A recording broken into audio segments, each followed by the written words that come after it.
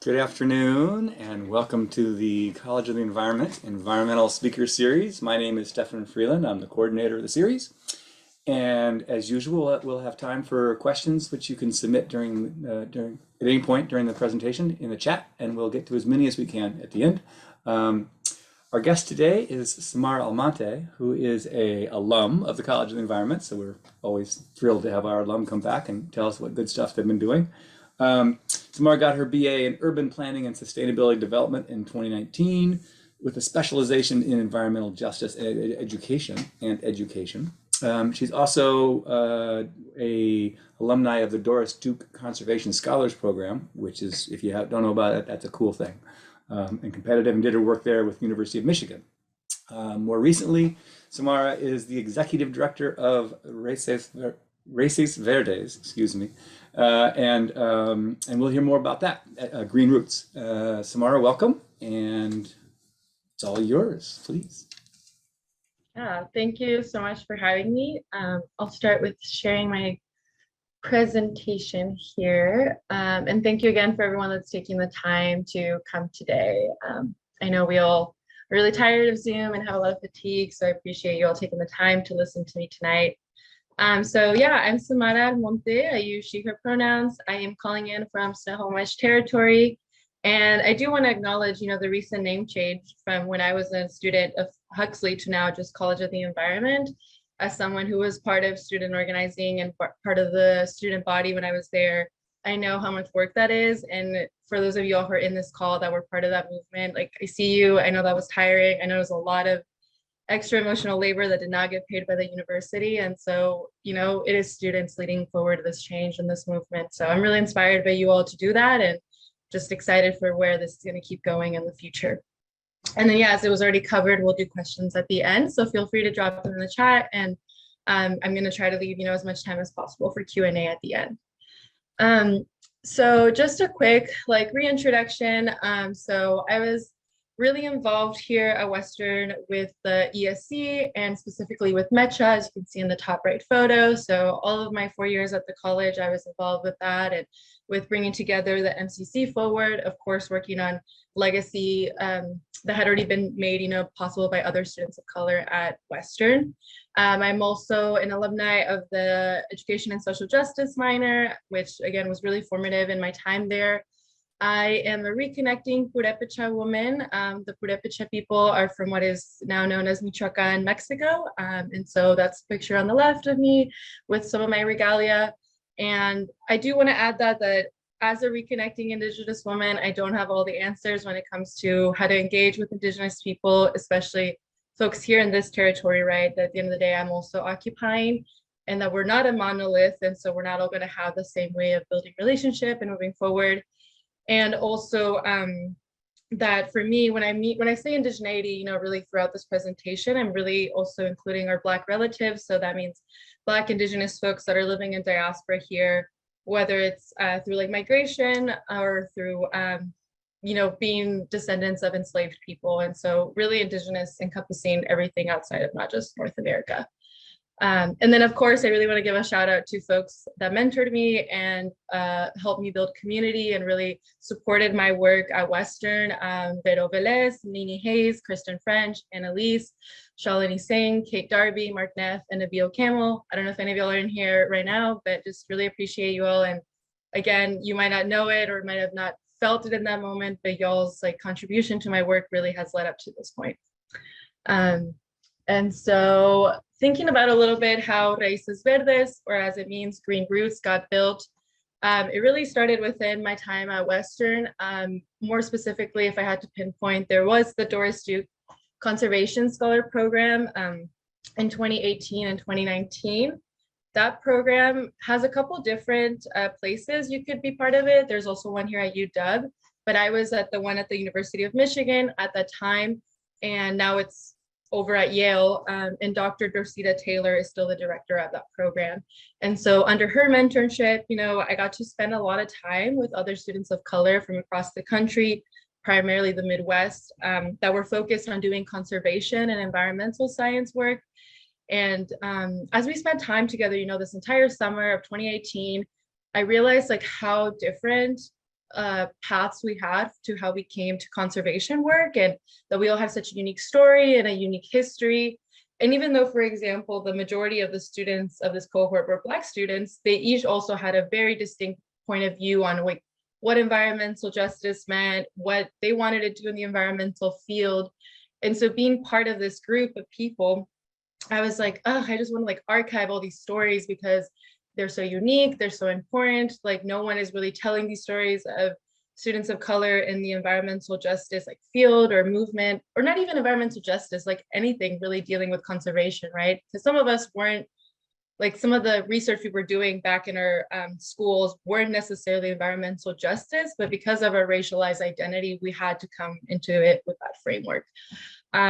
And I think more personally, I've always been a storyteller. I now more understand that that's part of my lineage and gifts. And so this was just really for me an opportunity to start thinking, what would it look like if, you know, we put together these stories? And, you know, at the time, I think I started seeing a rise in like podcasts, and I was like, oh, like that's interesting. I always picture myself as like a radio host at some point. So podcasting just seemed like a natural fit to make that storytelling happen. And so then I come back to Western 2018 fall, and I took this really, really amazing class. It's an art class, 397. And it was, maybe that was the first year it was offered, art and ecology. They actually have a website now. I can maybe put the link right now in the chat, but it was really amazing because we basically got to focus on one specific like natural element, like a plant or an animal, to focus on the entire quarter and really build a project around that. And so I decided to focus on rockweed, which is a very particular type of seaweed that exists in like the Salish Sea area.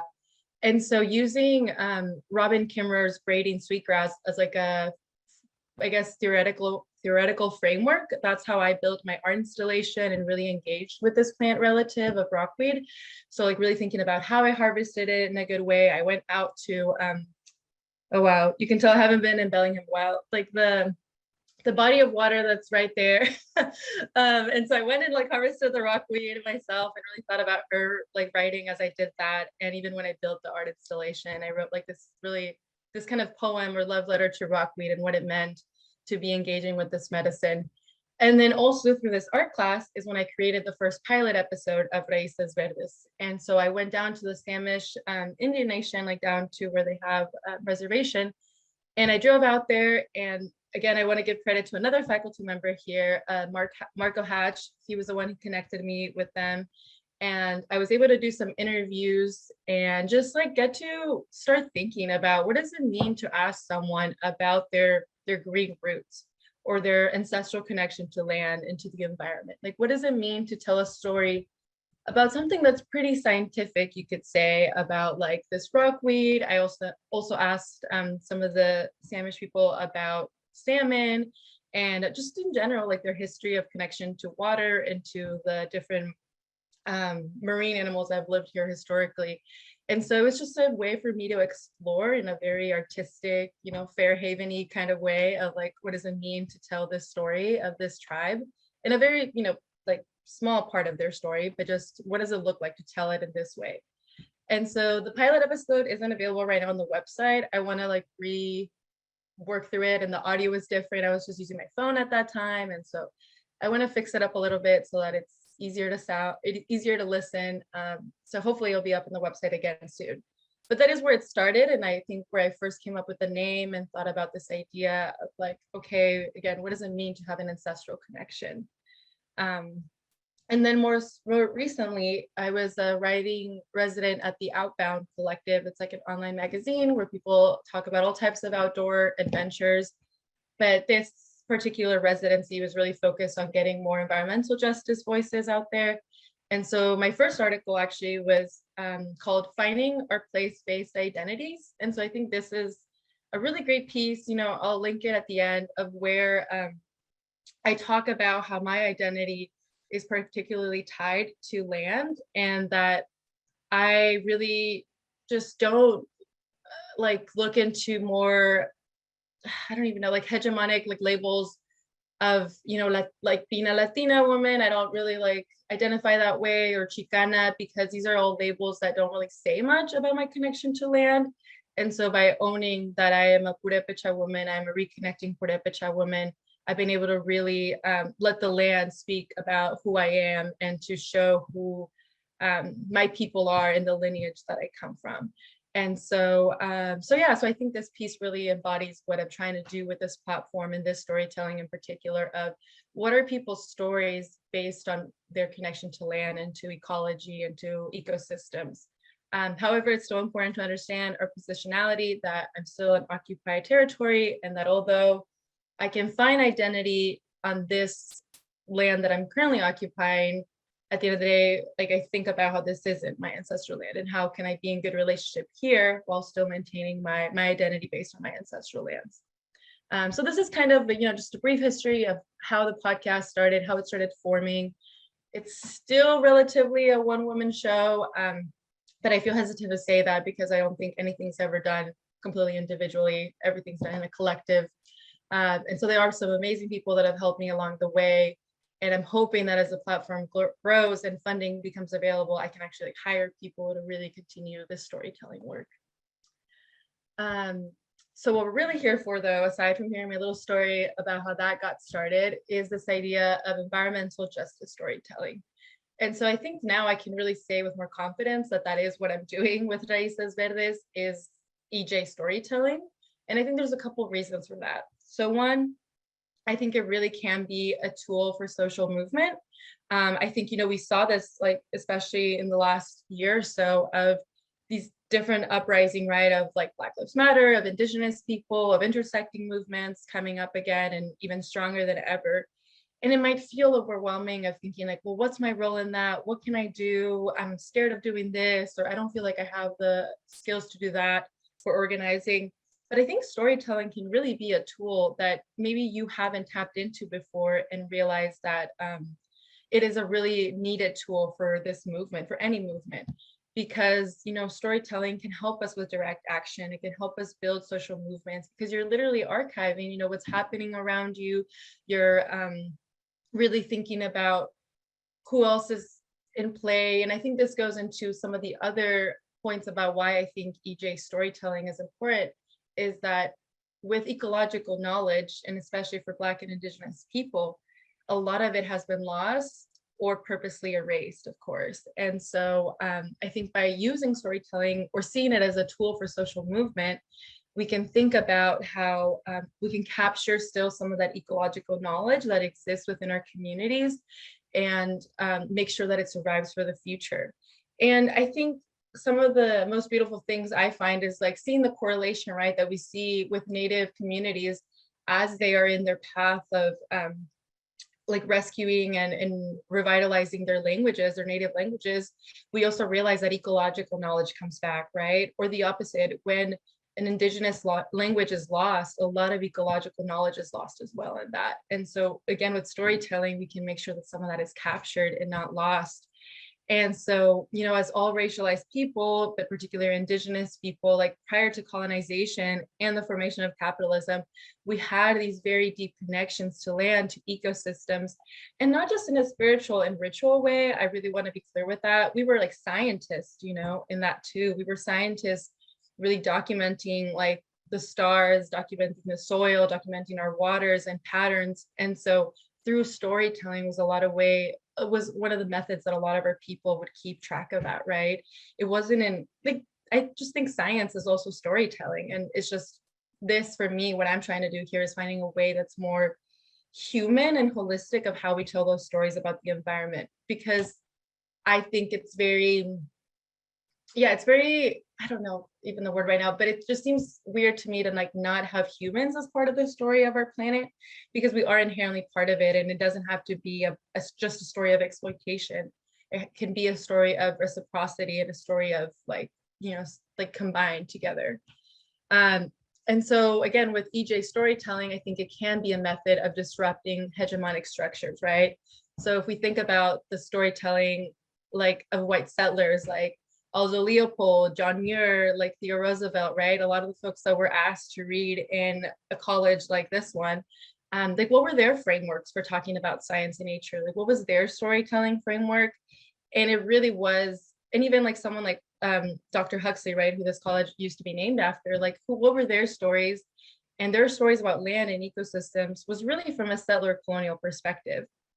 And so what if, and I think, Robin Kimmerer talks about this in her book, what if like the core textbooks or curriculum for learning about ecosystems were books like Braiding Sweetgrass, were the work of other Indigenous scholars, or even civil rights activists, Black feminist thinkers.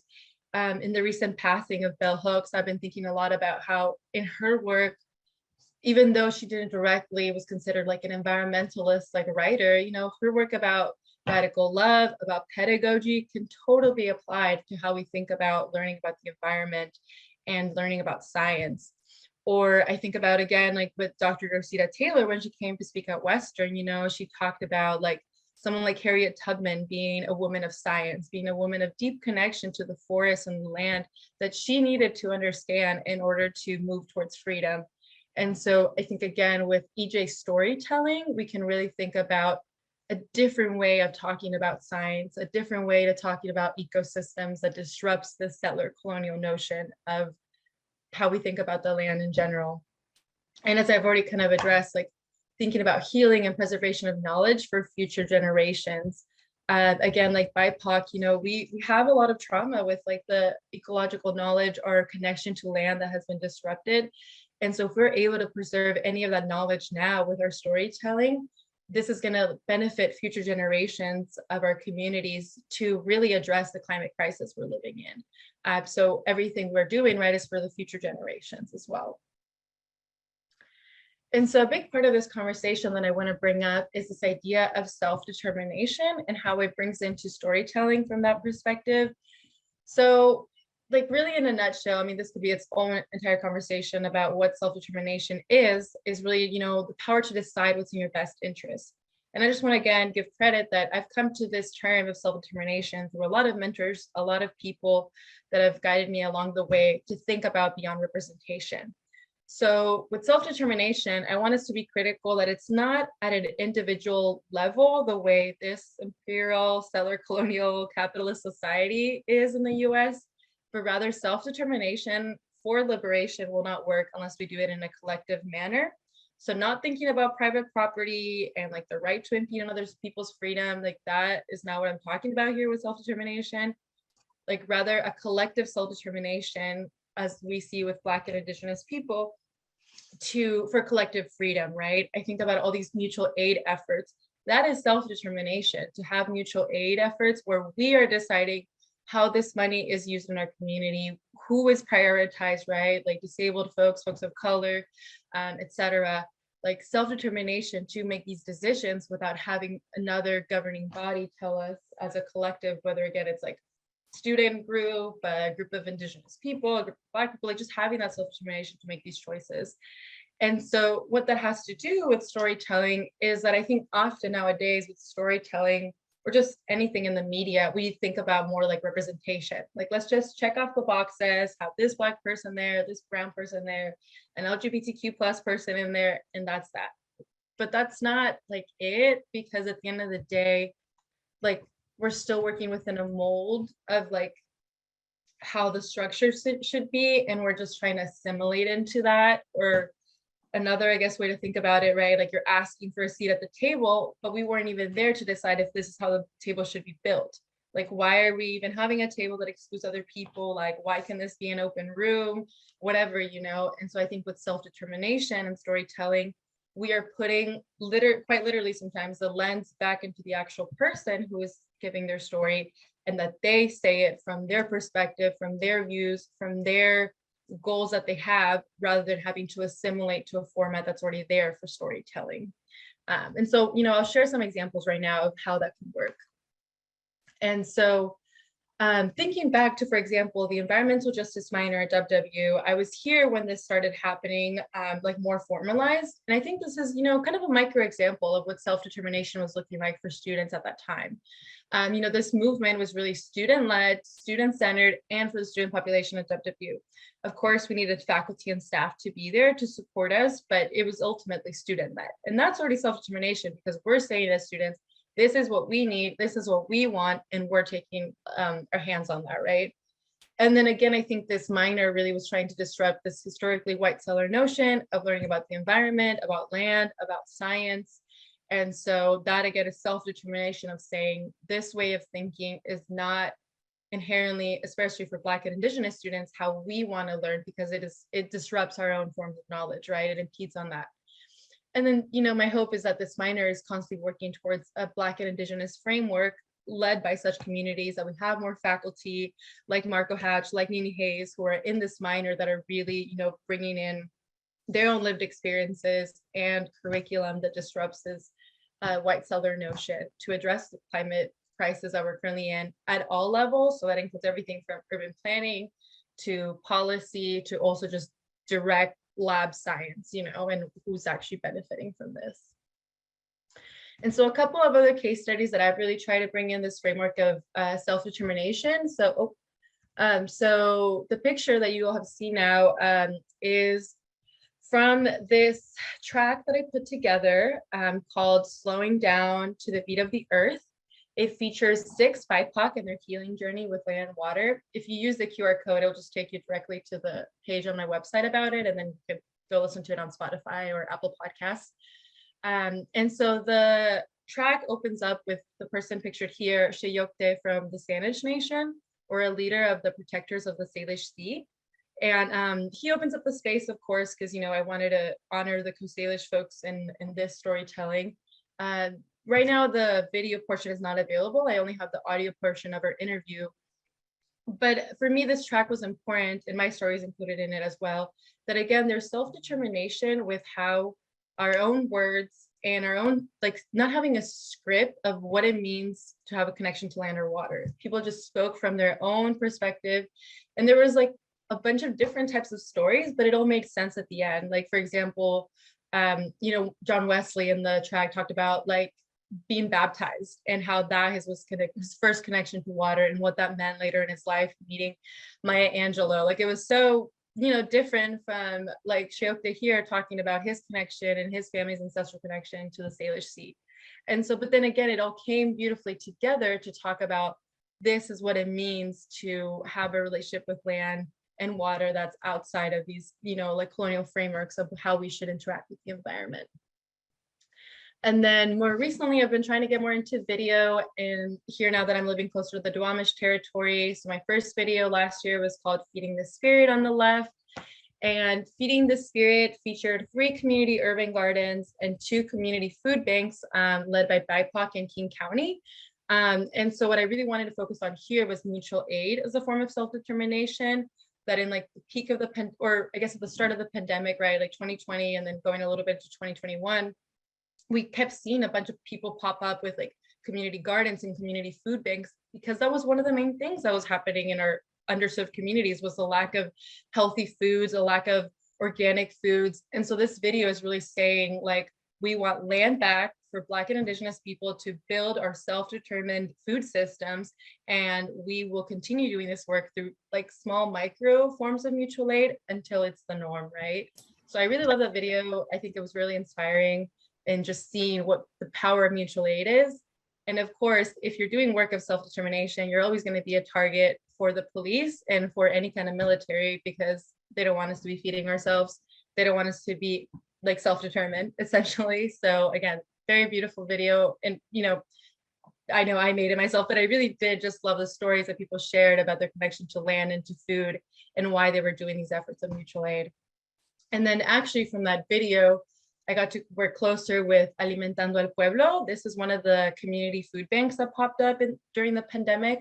It's based in Buren, and it's meant to give food boxes to the Latinx community that are culturally relevant. So you have culturally relevant products in there, and also organic food to, again, an area in King County that is very much underserved. So this video is just a video of different interviews with participants from the food bank, and they talk about what it has meant for them to receive these culturally foods from a food bank they have never had before, because normally food banks don't have foods that they actually eat and that they actually want to use. So again, I think the lens here of self-determination and the environment really comes into thinking, for me, I just think, whose story needs to be told here, and what is my role? Is my role just really listening? Is my role starting these conversations? Is my role putting these things together? Like, I think as a person maybe telling the story, you might not always have your own voice, your own face in it, but if you can be part of the person that puts together the framework, right, and brings together different ideas.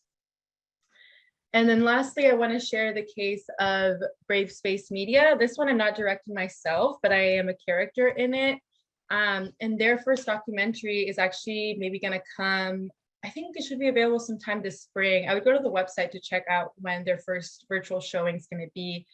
But basically, the film is a short documentary seeking to redefine outdoorsy and reclaim belonging in the outdoors for Black, Indigenous, and women of color by highlighting their joy, resilience, and transformative relationships to outdoor recreation. And actually, in the photo top left, we have Tazeen Mohammed Ali, who I know has been a speaker before in this series, and I think lives in Bellingham.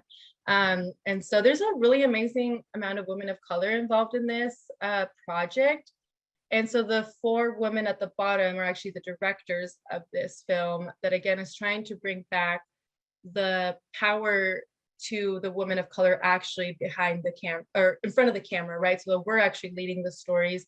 And this has been the most collaborative project I've ever been part of. Like, we really got to design this film together, got to design everything about it together. And I know one of the questions that was submitted before this webinar was, you know, like, basically, if you're a person with privilege, whether it's you're white or, you know, different like intersectional identities that give you privilege, like, how can you tell stories, you know, that maybe are centering Black and Indigenous people? And I think this is a really great example, Brave Space Media, because Erin Joy, the person here on the furthest left of directors, she is, you know, a white woman, but she has been so amazing in understanding that she's not here to tell her own story. It's not about her. She's simply providing the tools, the skills to the other women who haven't directed films before, well, except for Zanja, but Chelsea and Rebecca, you know, they're learning from her. And Erin's just really here to amplify that story. And so I think that's the thing, is like, we can all be part of storytelling about science, about climate change, about climate justice. It's just about understanding what's going to be your role in that. And so that really leaves, you know, moves me to my last slide, because again, I really want to leave room for questions and conversation, is questioning your positionality and intentions. Like, are you trying to tell this story for your own benefit, for your own like gain? Or are you really trying to tell this story because you see value in this, you see that it's disrupting things, right? And again, like I was saying earlier, self-determination, folks that are trying to practice self-determination, you're going to get targeted, right? Because you're doing something that is making you not dependent on like the US government or like other, you know, hegemonic structures. And so again, with your positionality, you could maybe really get these stories through the door. You could really get funding for these stories. You could just be protecting the folks that are part of these stories that you're trying to tell. And so really, you know, just think about what can you give in this storytelling within your positionality. And then, of course, every story matters. You know, I think we're all super unique storytellers. I really encourage us to even think about STEM. I know that was another one of the questions, is like, how can we tell like more storytelling in a scientific way? Or I think like bringing science into that. You know, we really need that. We need to think about unique ways to tell things within STEM that are going to bring more of a human aspect to it, and to feel us connected to the data and to the work. And then, of course, you know, if you have them, we need resources. Like, the way I was able to do some of these films was through the organization Sustainable Seattle, who gave me a mini grant to be able to get stuff like a new camera, a tripod. So just really, if you've got the resources, like, and that's the way that you can contribute, like, that is more than enough, because at the end of the day, we would see a lot more stories from Black and Indigenous folks if we had the means to make those stories. Like, you know, I mean, luckily now most of us can use our phones, but it is always nice to have the extra equipment.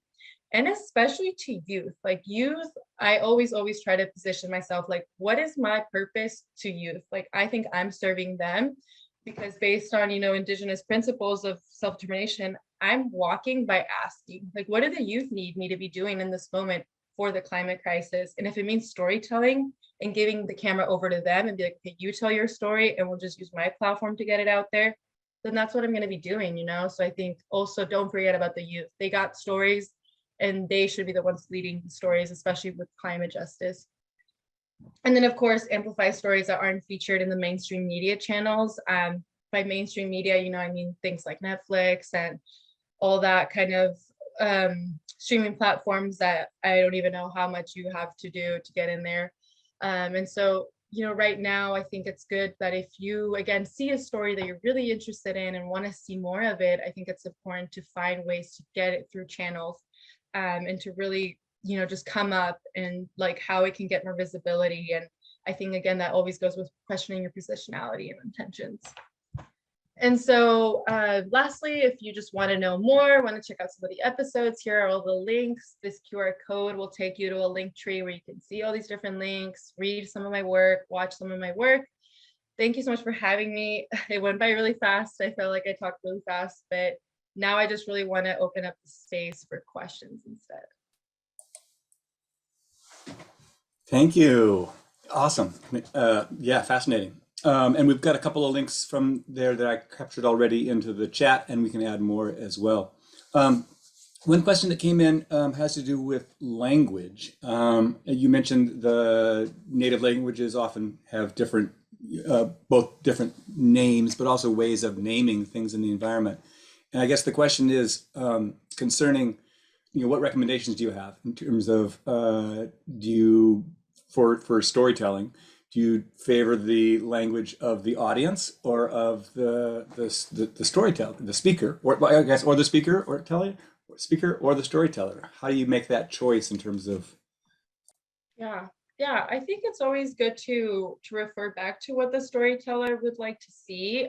I think that is a good question because you're right. I think there's going to be different terms. But I think, yeah, just referring it to the speaker. And I mean, nowadays, you can always add like subtitles, like captioning that maybe explains a word that wouldn't be common outside of that community. But yeah, I would just also always refer to the folks that are telling the story. And the hope is that, you've built relationship with those people if you're going to be telling their stories. Otherwise, why would they maybe trust you to tell their story? And so you could, maybe be that interpreter to a larger audience, right? Because that might happen sometimes where you know a very niche community and you want to like bring their story to the forefront. You might have to do some of that interpreting work in the middle so that story gets like, funded or gets out there. But I think always prioritize like the native languages and the native words. Yeah, exactly. You mentioned giving youth more voice, and a question about how do we engage those youth, both to listen to stories, but also to be the participant, to be the storyteller as well. Yeah, I think we just have to be less condescending to youth, honestly. Like, I think we often, and especially coming from an undergrad position, I know when I was in the ESC, and sometimes we would try to do outreach with the youth through Betcha or the ESC directly, we can just feel like, oh, well, I'm a college student, so I know more and blah, blah, blah. But like it's a reciprocal relationship and they're here to teach you a lot of things. I guess I'll give example. I did a presentation before the pandemic to these youth in White Center. And it was more of like an introduction to the environmental justice movement, what it is, blah, blah. And they were all like, okay, that's interesting. And we brought up the topic of urban planning and like gentrification and why they don't see as many parks in their neighborhood in White Center, why they don't see a lot of green spaces. And that really got the youth excited. Like all I asked was like, okay, like did anything from this presentation like stick with you? And one of them was like, yeah, like you're right. I don't see a lot of parks in my community. And then another youth popped in. It's like, yeah, me neither. And like, actually, my community has changed a lot.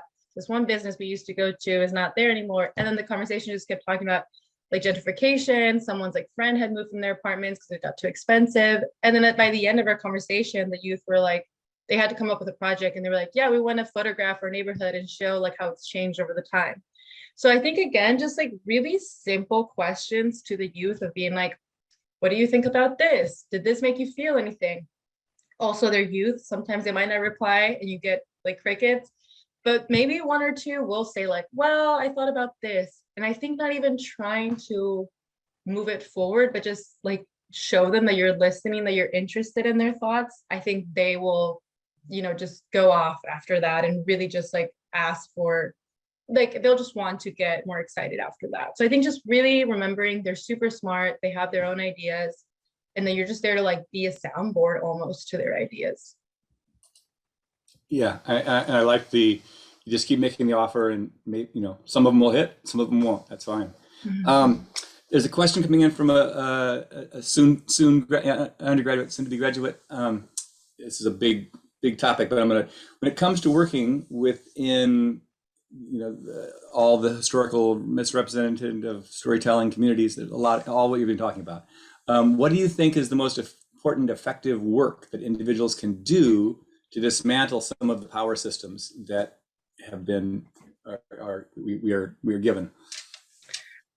Yeah, I feel like that is such a big question, and it sometimes feels like such a simple answer, and that at the end of the day, it's relationship building. Like, and actually, this makes me think of this one question we got in the registration form about like, oh, can someone just ask, like, can you connect me to like X tribe because they live in that area? I think like I can't do that for any of you, right? I can't always build those connections. I think you just have to show up to like events, webinars like this, learn directly from people. And then also just to like just read some of that work, really push for it in your curriculum, because that again sounds like such a cliche, obvious answer of like, well, just read and like get involved. But I think it has to start there, because I think as you build your knowledge, you'll just naturally, I think, become a little bit more radicalized and realize like, oh yeah, like why isn't this being taught in our schools? Oh yeah, why isn't this getting more like spotlight in our society? Why aren't these issues rising? And you'll see more of the intersections between environmentalism and other fields.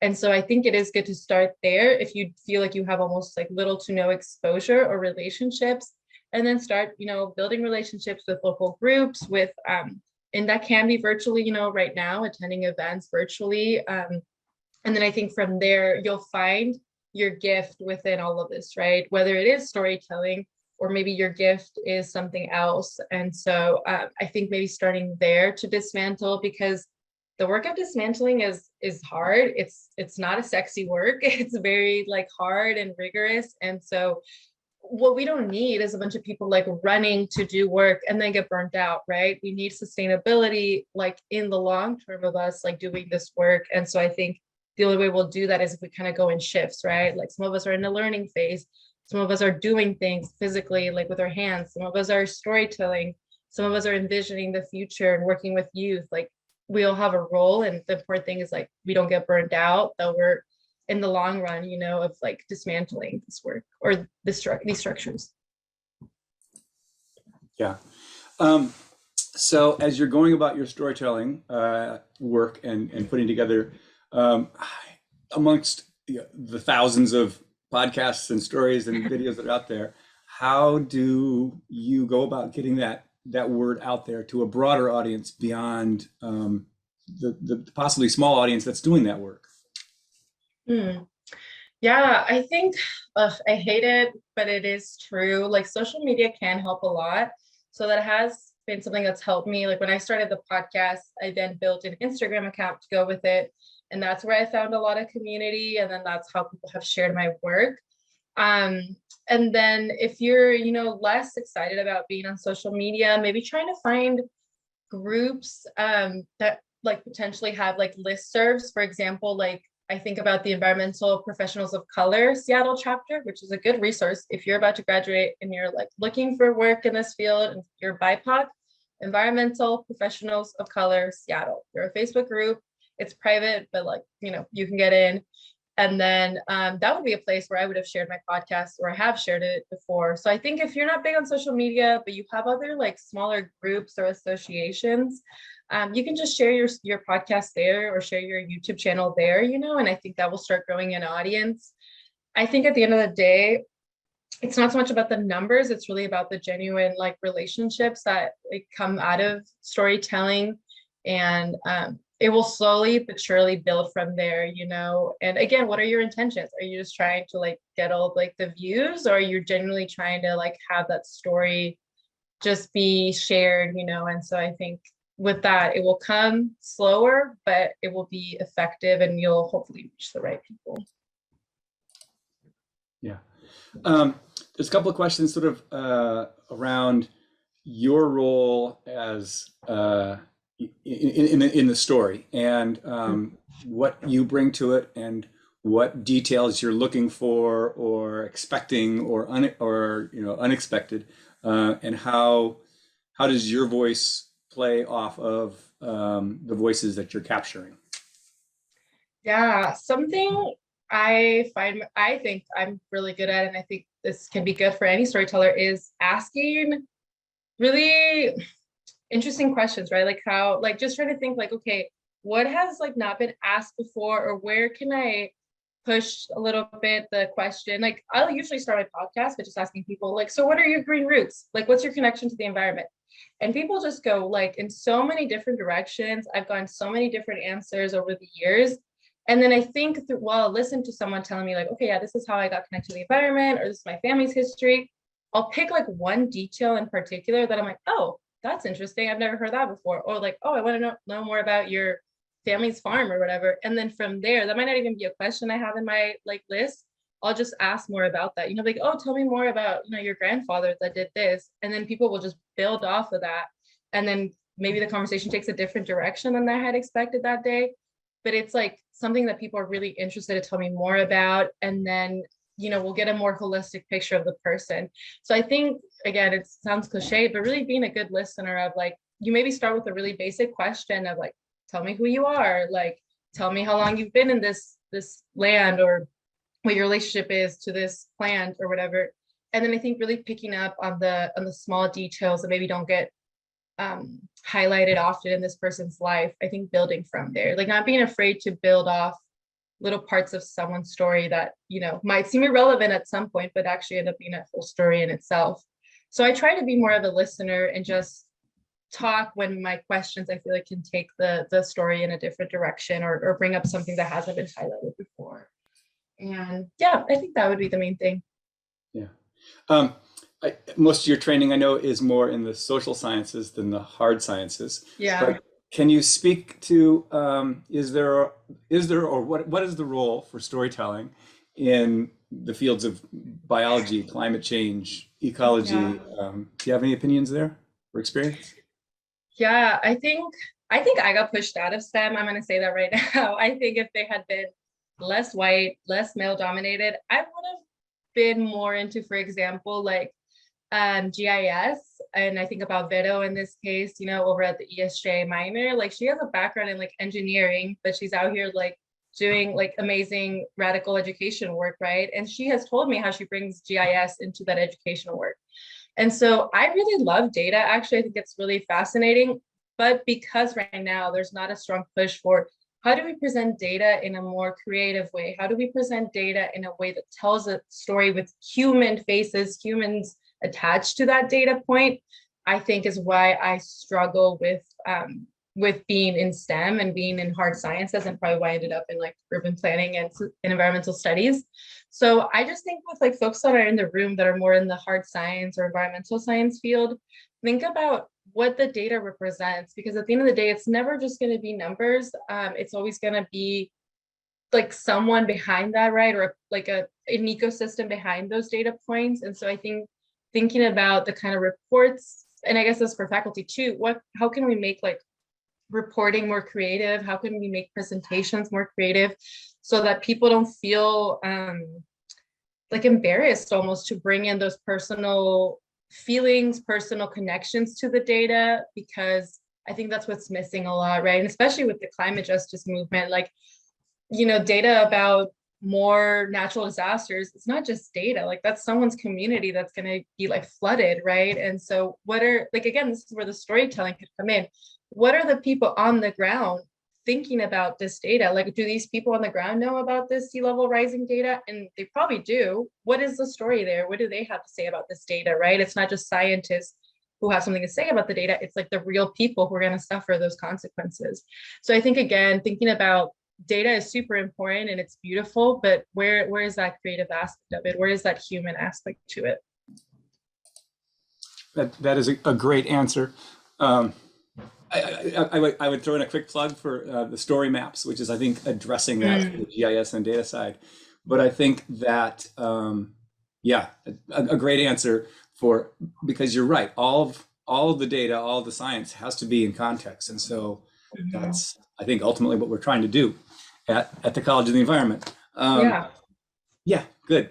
Do you have other organizations, or I mean, you've listed a few there.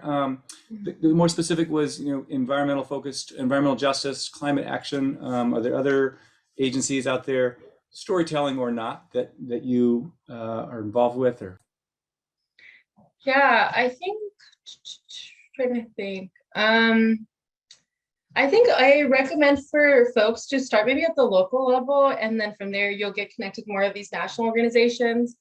So I think at the local level, really looking at what the different tribes are doing, like the Duwamish tribe, and like, well, down here where I'm at, Duwamish and like Muckleshoot, but of course up north, Lummi and Nooksack are doing some really amazing work with climate justice and documenting that. And then I think I should have come more prepared for that. I can't think. Maybe I will, just as we were talking offline, I will send just some a list of like media platforms that I really enjoy looking at, because right now I'm like blanking on the ones that I usually take content from.